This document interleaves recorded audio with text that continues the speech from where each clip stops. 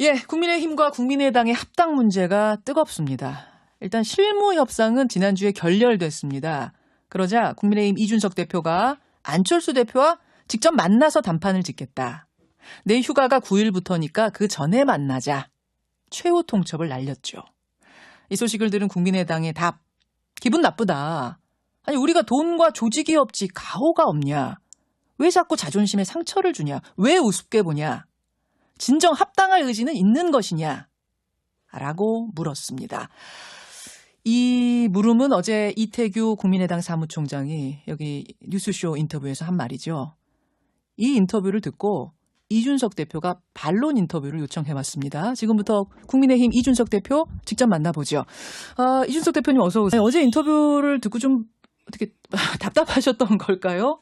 어떤 마음에 반론 인터뷰 신청하셨어요? 재미있게 봤습니다. 예, 재미있게 그러셨어요? 봤고 사실 이번에 그 국민의당과의 합당 절차를 보면 시작부터 애초에 안철수 대표가 선거 때 그 단일화 과정에서 다급한 상황 속에서 내가 합당하겠다라고 먼저 선언하신 거거든요.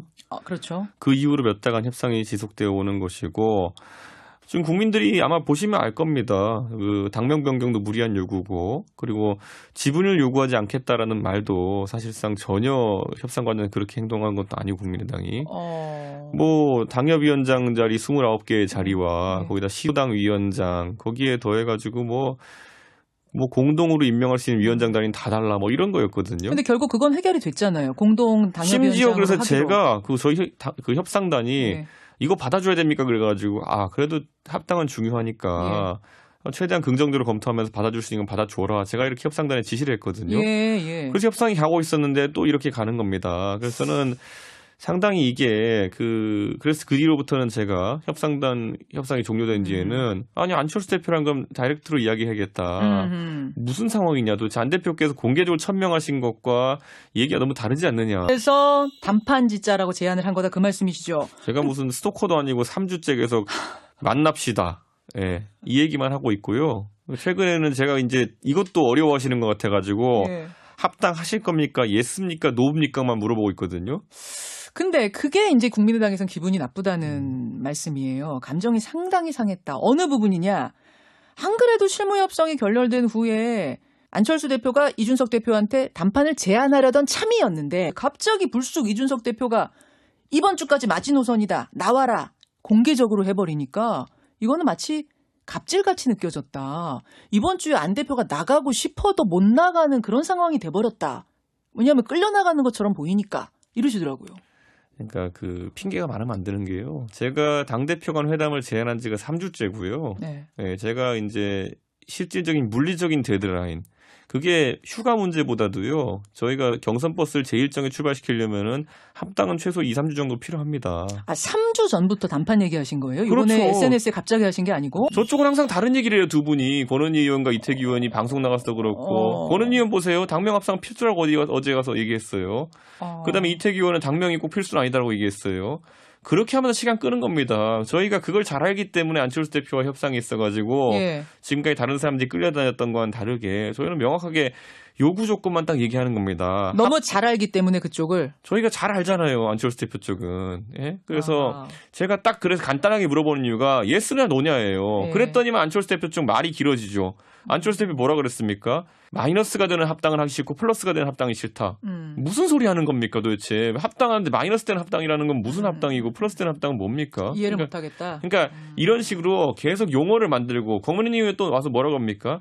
방송 나가지고 무슨 오픈 플랫폼을 만들면은 하고 아니면 아니다. 이게요 예전에 제가 박영선 서울시장 후보 나왔을 때 무슨 뭐 역삼투합 AI 무슨 뭐 이런 거 막 그냥 키워드가 되는 것들 막 던지면서 하면은 사람들이 우와 이럴 줄 아는데 사람들이 아니 저기서 그게 왜 나와 이런 식으로 얘기하는 거거든요. 양당 간에 합당하는데 오픈 플랫폼은 뭐고 마이너스가 되는 합당과 플러스가 되는 합당은 뭐고 이렇게 말 빙기 돌려고 하는 거 국민들이 이제 들으신 분들은 다 알 겁니다. 무슨 의도인지. 모든 사람은 자기 나름대로 최적화되어 있다고 생각하는 집권 플랜을 갖고 계세요. 예를 들어 대통령 선거 나오시는 분들 허경영 씨 같은 분도 다 집권 플랜이 있어요. 이렇게 해서 내가 세상을 장악해야지 하는 집권 플랜이 있거든요.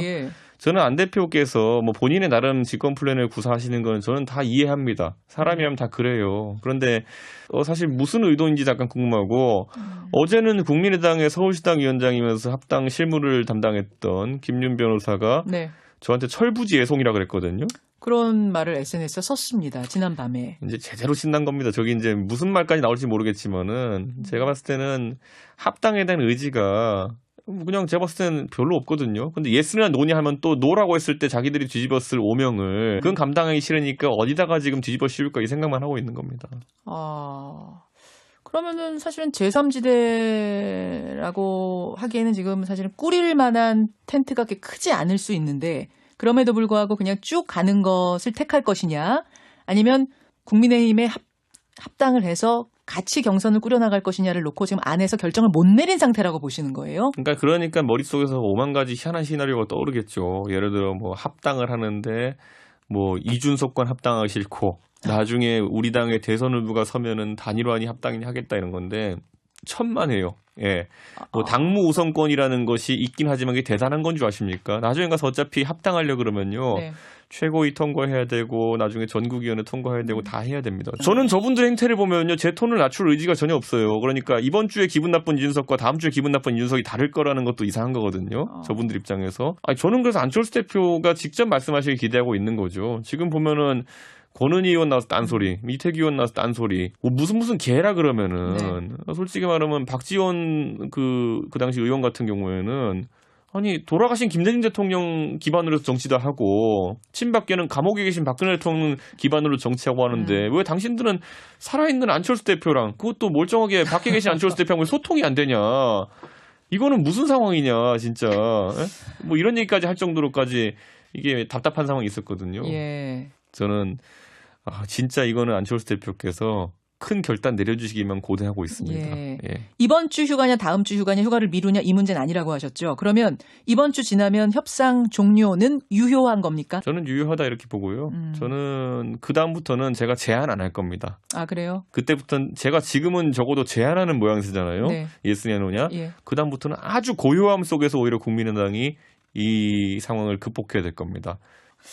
그럼 국민의힘 경선 버스에 마지막으로 안철수 대표가 타야 한다고 보세요? 저는 타시면 참 좋고요. 저희 뭐 버스 회사라는 게 승객 많으면 좋죠. 예, 그 1,250원 찍어주시면 고맙죠.